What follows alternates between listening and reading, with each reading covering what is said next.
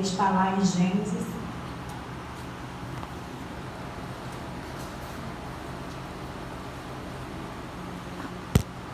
Gênesis 4, capítulo 4.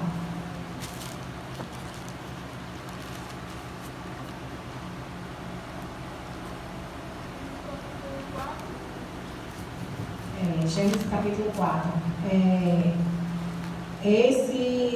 Essa pregação foi feita não faz muito tempo pelo pregador Mirim Davi, né? Falou sobre Caim e Abel. E hoje vamos falar um pouco sobre esse assunto novamente e vamos ver o que esse assunto tem a nos ensinar, o que ele tem a nos dizer. Todos encontraram? Amém. Amém? Amém. Vamos ler todos juntos. Coabitou o homem com Eva, sua mulher. Esta concebeu e deu à luz Caim.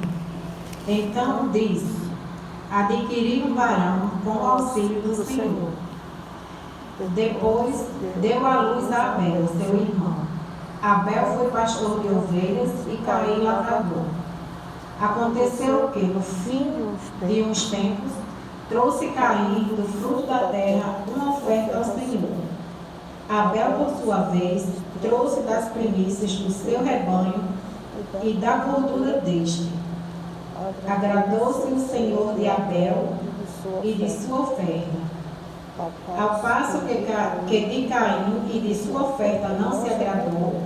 Irou-se, pois, sobremaneira Caim e descaiu-lhe o semblante. Então lhe disse o Senhor: por que andas irado? E por que descaiu o teu semblante? Se procederes bem, não é certo que serás aceito? Se todavia procederes mal, eis que o pecado jaz à porta. O seu desejo será contra ti, mas a ti cumpre dominá-lo.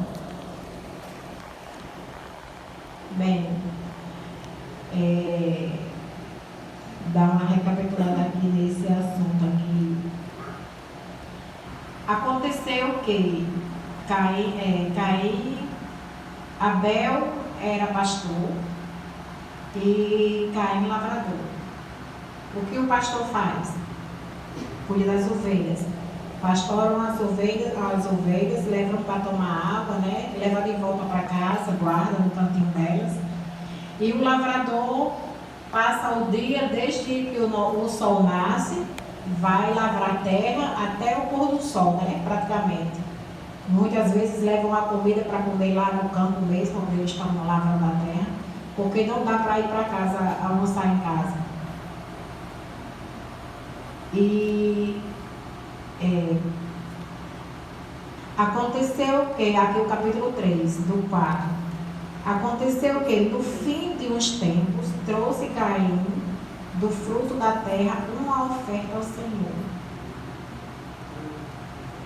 Quando diz aqui que no fim de uns tempos, provavelmente seria no final da colheita.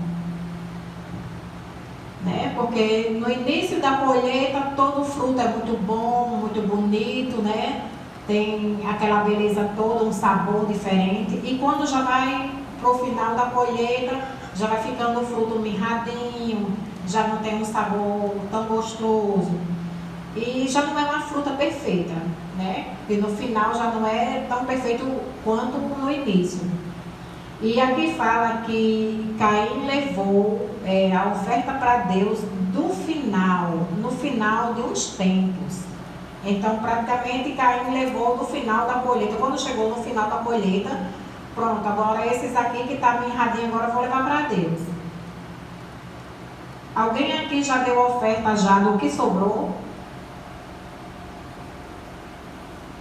A oferta tira antes, ou a oferta dízimo a gente tira antes de gastar o dinheiro, começar a gastar o dinheiro, né? Mas Tem pessoas que só traz para a igreja para uma oferta aquilo que sobra. Eu já fiz isso. Quando eu não entendia, eu fazia isso. Chegava no dia do culto, catava umas moedinhas que tinha nas gavetas, em qualquer lugar lá, ia lá, catava e trazia para o culto, né?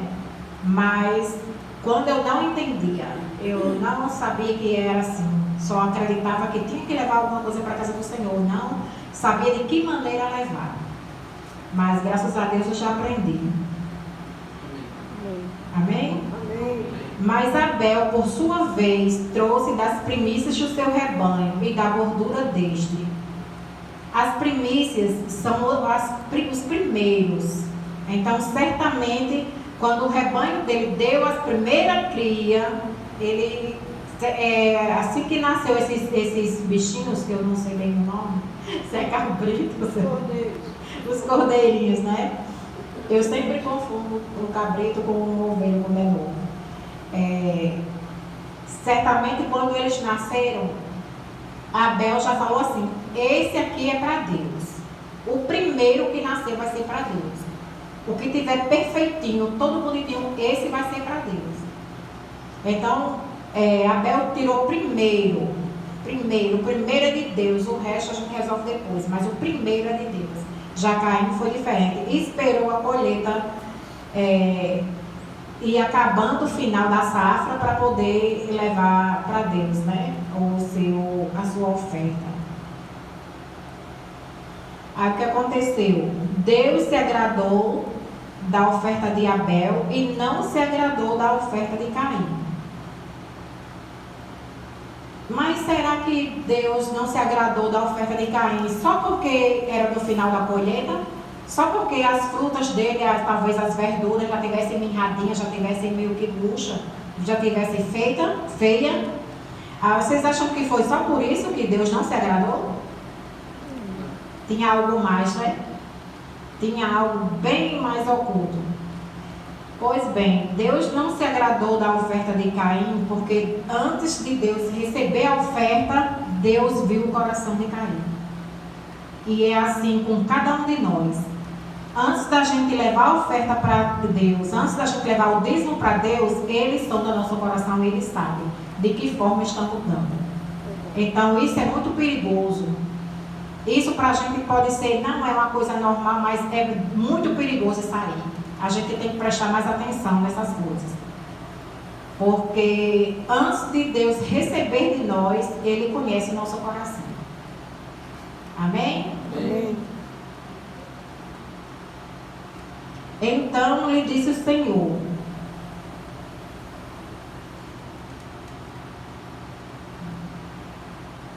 ao passo de que Caim e de sua oferta não se agradou, irou-se, pois, de sobremaneira Caim e descaiu-lhe o semblante. Quando Deus não recebeu a oferta de Caim, rapidamente Caim ficou triste, né? Quando descaiu-lhe o semblante, porque ele ficou triste. Ele ficou tipo decepcionado, amargurado. E o que foi que Caim fez depois disso? Então lhe disse o Senhor: por que andas irado? E por que descaiu o teu semblante? Deus sabia, mas perguntou para ver se ele tinha coragem de responder. Porque Deus sabe tudo que nós pensamos, mas Deus quer que a gente conte para Ele o que a gente sente, se a gente está com raiva, se está feliz. As pessoas têm o hábito de dizer assim: não preciso contar isso para Deus, porque Deus não sabe da vida de todo mundo. Ele sabe, mas Ele precisa que a gente conte. Quando a gente conta para Deus, a gente praticamente está confessando. E se a gente confessa, há uma possibilidade de perdão. E se não confessarmos, não tem como Deus perdoar se você não se arrependeu, não pedir perdão, né? Deus ainda falou mais: se procederes bem, não é certo que serás aceito. Quer dizer, se ele estivesse com um pensamento bom no coração dele, se ele estivesse com amor, com aquele pensamento bom no coração, de fazer o bem, de querer as coisas certas, certamente Deus teria aceito a oferta dele. Mas não foi isso que aconteceu. Se todavia procederes mal, eis que o pecado jaz à porta. Quando a gente pensa em fazer o mal ao outro, quando a gente deseja o mal ao outro, o pecado já está ali. Já está bem coladinho conosco. Bem coladinho. Já não está mais distante, está aqui, bem coladinho conosco, cada vez que, quando pensamos em fazer o mal, em praticar o mal, ou quando desejamos o mal do outro, né? Muitas vezes as pessoas gostam muito de desejar o mal ao outro. Tomara que isso, tomara que aquilo, tomara que aquilo outro. E Deus vê tudo, Deus todo o nosso coração. O seu desejo será contra ti, mas a ti cumpre dominá-lo. Quando Deus diz aqui que o seu desejo será contra ti, é porque se eu estiver planejando contra a irmã Dalva, que ali nunca aconteceu, se eu estiver planejando fazer uma maldade com a irmã Dalva, o meu desejo é contra mim, porque eu vou pagar, eu não vou ter paz, eu vou ser punida, entendeu? Então, a maioria das pessoas que fazem o mal ao outro, acha que fez o mal e acabou ali, aquela pessoa ali morreu ou se ferrou e nada vai acontecer. Só que a pessoa que praticou o mal não tem paz nunca mais na vida. Não tem paz. Então, se é de a pessoa matar ou fazer o mal ao outro, se mate, faça a si mesmo, mas não faça mal a ninguém, porque acabou a paz, não tem mais paz, né?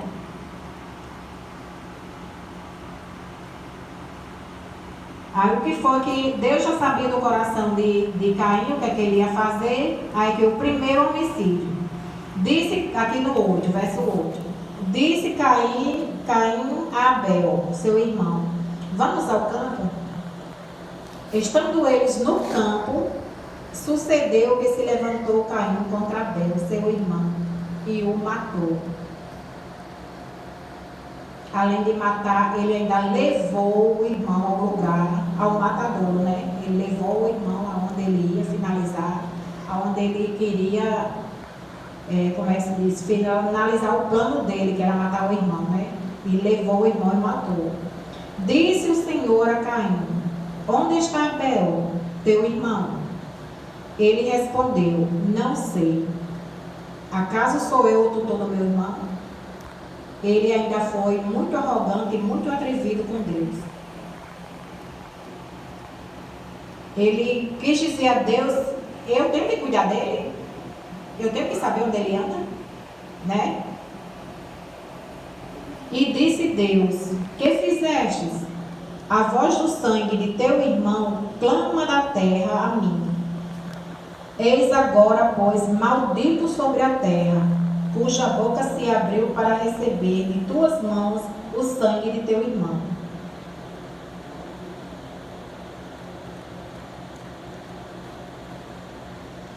Podemos parar por aqui. Vocês já entenderam alguma coisa sobre essa história? Pois podemos parar por aqui, né? Que já deu para entender.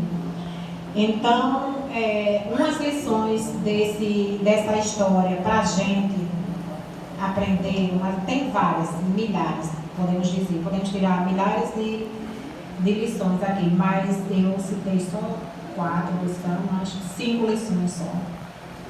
O primeiro, cuidado para não ter seu irmão como concorrente. A gente tem que ter muito cuidado. Como assim? Não está se comparando ao seu irmão sempre. Fulano faz isso, eu não faço. Fulano faz aquilo, pode fazer aquilo, eu não faço. Fulano faz isso melhor do que eu. Não podemos ter nossos irmãos como concorrente. Até porque estamos numa luta para chegar no mesmo lugar. Porque todos nós somos vitoriosos. Amém. Amém? Amém. Aqui não é a disputa, não estamos disputando um lugar ao lado de Jesus, dizer assim, só eu posso chegar, outro não. Todos nós poderemos chegar lá, então não tem para que concorrência. Segundo, se não houver culto na sua vida, não haverá vida no seu culto. Como assim? Se nós não prestarmos culto a Deus, se nós não nos aproximar de Deus, se nós não tivermos a comunhão com Deus diariamente, louvar a Deus todos os dias, glorificar a Deus, não há como, não haverá vida no seu corpo. Não tem vida. Você não está, se não tiver essa aproximação todinha com Deus, a sua vida está sendo o quê? Está sendo vã. Não tá, nem vai para lá, nem vai para cá. Está estagnada, né? Então a gente tem que ter o maior cuidado com isso. Porque a vida de Abel agradava a Deus.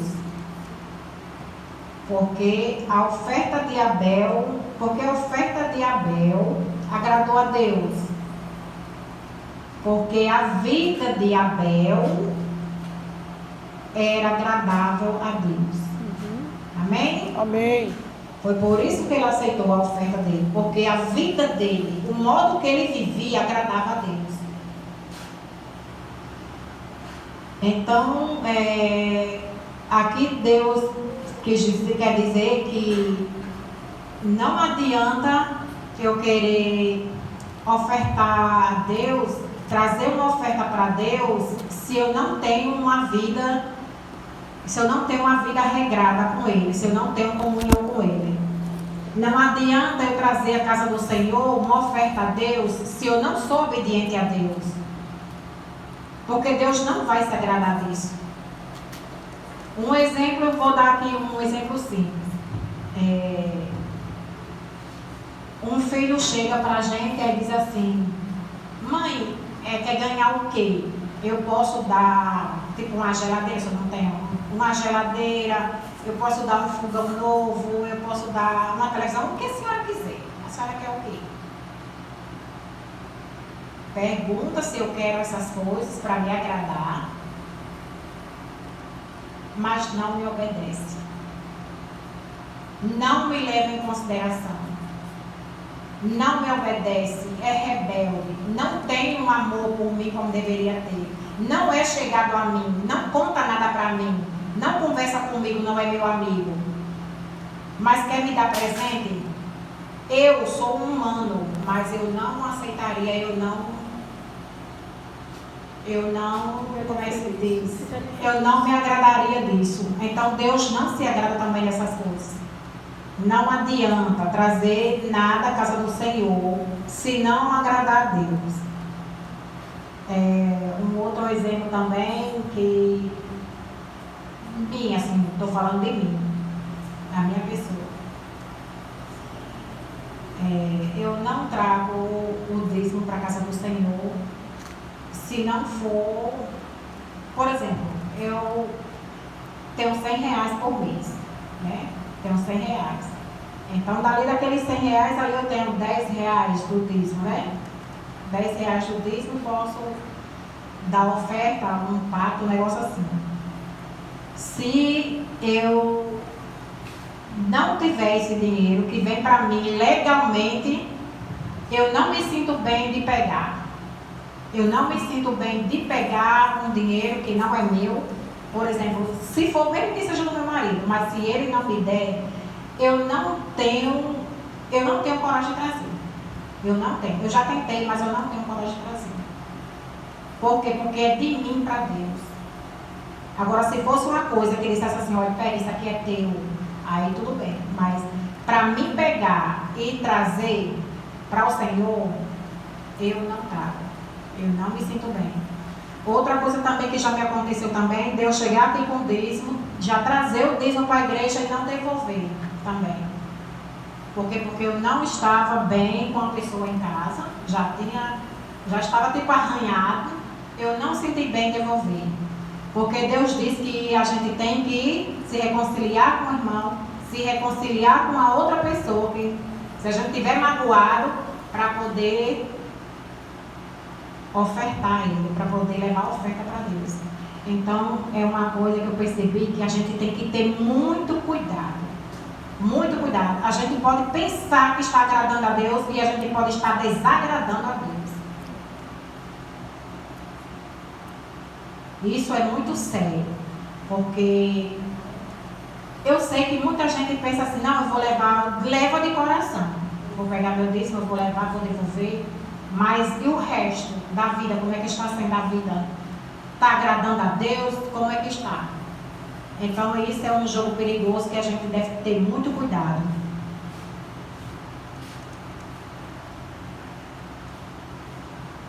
Precisamos servir a Deus em espírito e verdade. O culto a Deus começa aonde? Começa na nossa casa. O culto não começa aqui de 7h30, a hora que começa o culto aqui. Então o culto começa na nossa casa. Na hora que a gente acorda, começa o nosso culto. A gente vem para a igreja, continua no nosso culto. Quando a gente sair daqui, que volta para casa, precisamos continuar no mesmo culto. Porque Deus quer isso. Verdade. Deus não quer que eu viva a minha vida em casa de qualquer jeito. Venha para o culto me fazer de santa. E quando sair para casa do mesmo jeito novamente, ou pior do que quando eu saí. Né? Então, Deus quer isso da gente. Que a gente possa, diga assim, nós todos, inclusive eu também, que nós possamos melhorar, que nós possamos se aproximar de Deus a cada dia e perceber o que é que Deus quer da gente. Porque quando a gente começar a perceber o que é que Deus quer de nós, aí a gente começa a fazer a coisa certa. Amém. Amém? Amém.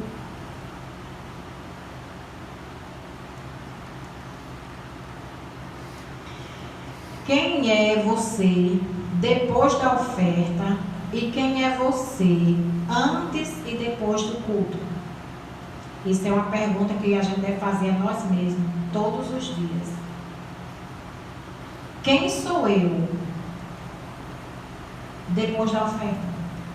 Depois que a gente chega na igreja, dá uma oferta ao Senhor, quando a gente sai da igreja, quem somos nós lá fora?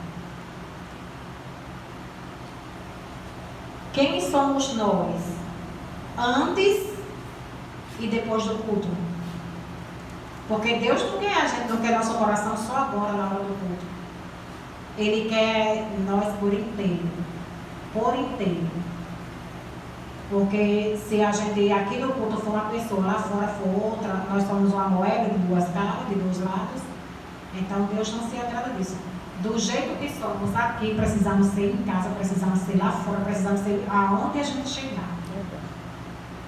Porque nós somos testemunhas vivas.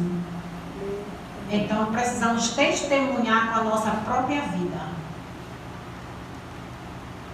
As pessoas olham para a gente e elas dizem, essa pessoa é assim, assim, essa pessoa é assim, assim. Então, o testemunho está no nosso comportamento. Da forma que a gente se comportar, é da forma que estamos testemunhando no mundo. E a gente precisa ter muito cuidado, principalmente quando a gente pensar que, quando não formos fazer algo que desagrade a Deus, a gente tem que pensar nisso. Deus está aqui. Uma vez uma pessoa me falou uma coisa, achei muito interessante. Não sei se foi irmã, não sei que alguém falou assim, cuidado, acho que foi na jornada. Cuidado com o que você fala, com o que você diz, com o seu comportamento, porque aonde você está, Deus está do seu lado. Não interessa onde estejamos. Se estamos lá no avião no céu, no satélite, ou se estamos lá no submarino no fundo do mar, Deus está lá. Deus sabe do nosso pensamento, Deus sabe das nossas atitudes, né? Então, eu creio que muitas vezes a gente comete coisas que não deve, fala coisas que não deve, comete coisas que não deve, porque a gente esquece que Deus está aqui do nosso lado.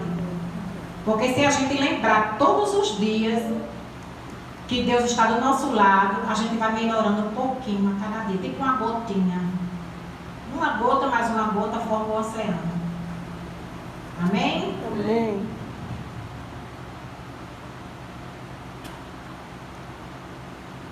A igreja que vai impactar o mundo, qual a igreja que vai impactar o mundo daqui a uns tempos? Daqui até a nossa partida. Digo nem quando Jesus voltar, digo a nossa partida. Porque o mundo está tão difícil, a nossa vida está tão difícil, é tão cheia de tanta doença, de tanta coisa, que talvez muitos de nós nem vejam Jesus voltando. Muitos de nós talvez a gente já esteja morto faz tempo. Então a gente não tem que estar pensando, eu vou fazer isso porque quando Jesus voltar, eu vou fazer isso para quando eu partir, estar em paz, está tudo ok com Deus. Aí aqui a pergunta assim, a igreja que vai impactar o mundo não é aquela que você que está congregando. Não é. A igreja que vai impactar o mundo é aquela que você está sendo. Amém? Amém. Então temos que ser a igreja verdadeira. Temos que ser a igreja que impacta. Temos que ser a igreja de bons testemunhos. Para trazer mais pessoas para Cristo. Congregar é bênção, mas não podemos ser bênção só na hora do culto.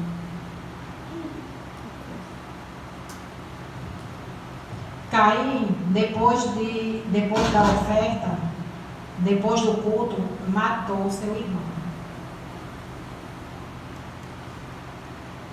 Mas o irmão não desconfiava, o irmão nem imaginava o que ele ia fazer com ele. O irmão não imaginava que ele estava com o coração tão obscuro, que ele estaria com o coração tão maldoso. Mas Deus estava vendo todas essas coisas. Deus sabia. É tanto que Deus rejeitou a oferta dele, porque Deus sabia do coração dele, Deus sabia do que ele estava tramando.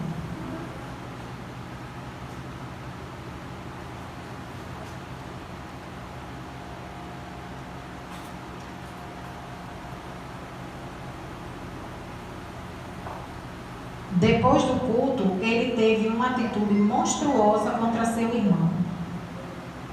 Mas por quê? Porque Caim teve inveja do irmão. Ele teve inveja. E a perseguição começa não pelo que você tem. Que muitas pessoas acham, e antigamente creio que era assim. As pessoas perseguiam outros porque têm dinheiro, procuravam roubar, procuravam matar essas pessoas, né? Elas perseguiam as pessoas pelo que elas tinham. Mas, na verdade, as pessoas, e principalmente na vida espiritual, as pessoas são perseguidas pelo que ela é. E pelo que ela é em Cristo. Por isso que elas são perseguidas. Porque as pessoas má não querem deixar de ser má. E elas têm raiva das pessoas boas. Elas têm raiva das pessoas que praticam bem. E elas têm raiva das pessoas que Cristo se agrada. Amém? Amém. Então, quando a gente vê uma pessoa mal, com má vontade na gente, o que a gente tem que fazer é orar por elas. Uma vez também eu achei um absurdo quando as pessoas dizem assim, perdoe aquela pessoa que faz o mal a você, faça o bem para ela, porque aquela pessoa ali é assim, porque babá. Eu não concordei de jeito nenhum. Se me tratar mal, eu vou tratar mal. Se tratar bem, eu trato bem. Mas hoje, depois que eu conheci a Cristo, eu vejo e faço, na prática eu faço dessa forma. Se alguém faz o mal, alguém diz algo de mim, ou alguém me desagrada, eu só peço que Deus abençoe. Por quê? Porque aquela pessoa com certeza não conhece a Cristo. Ela não conhece a Cristo. Porque se ela conhecesse a Cristo, ela nunca, jamais praticaria o mal. Então a gente precisa orar, não só pelas pessoas boas, hein? A gente precisa orar pelas pessoas más também, para que um dia ela possa se arrepender e que elas possam saber e sentir o sabor que é ser uma pessoa boa, ter uma pessoa fazer o bem. Que elas possam entender como é bom viver em Cristo. Amém? Amém.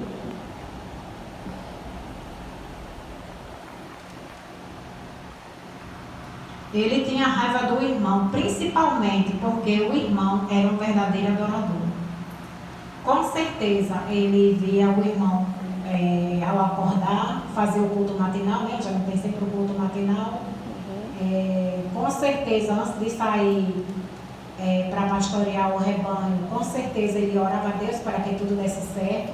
Com certeza ele pedia a Deus que Deus passasse o dia com ele, para que nada de mal acontecesse, porque quando essas ovelhas estão soltas, assim que eles vão pastorear, com certeza tem lobos, alguns bichos, algum predador que queira pegar essas ovelhas. E, consequentemente, pode pegar um humano também. E, com certeza, o irmão via ele entregando a vida dele a Deus todos os dias. E, quem sabe, até ele saía para pastorear essas ovelhas louvando, né? No campo louvava. E tudo isso despertou a inveja dele. Despertou a inveja no irmão dele.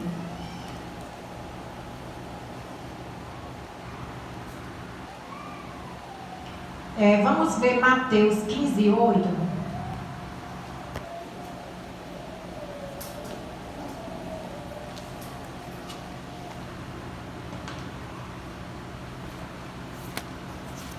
Um sorriso seu ou uma forma como Deus te usa incomoda outras pessoas.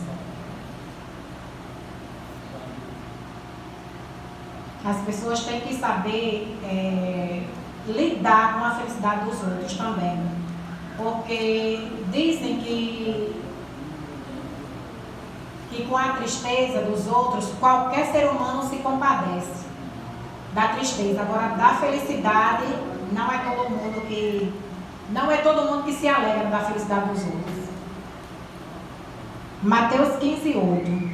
Encontraram? Amém.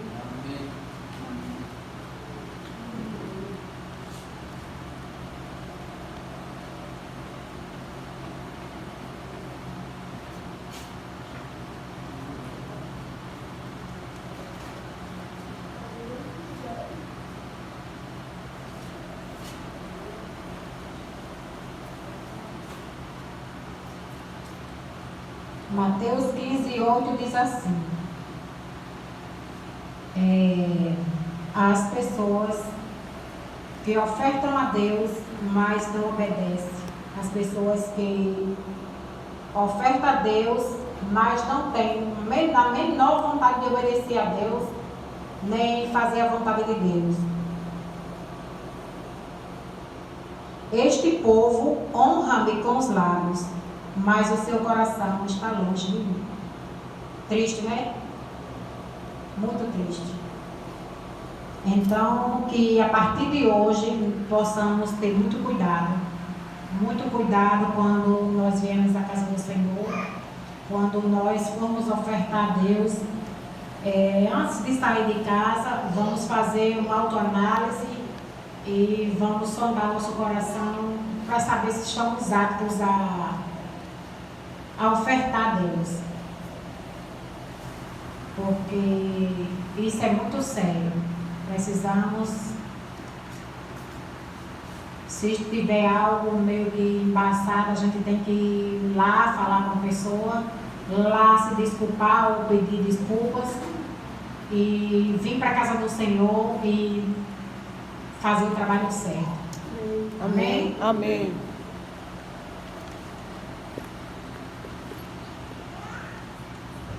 Oremos. Podemos ficar de pé para orar?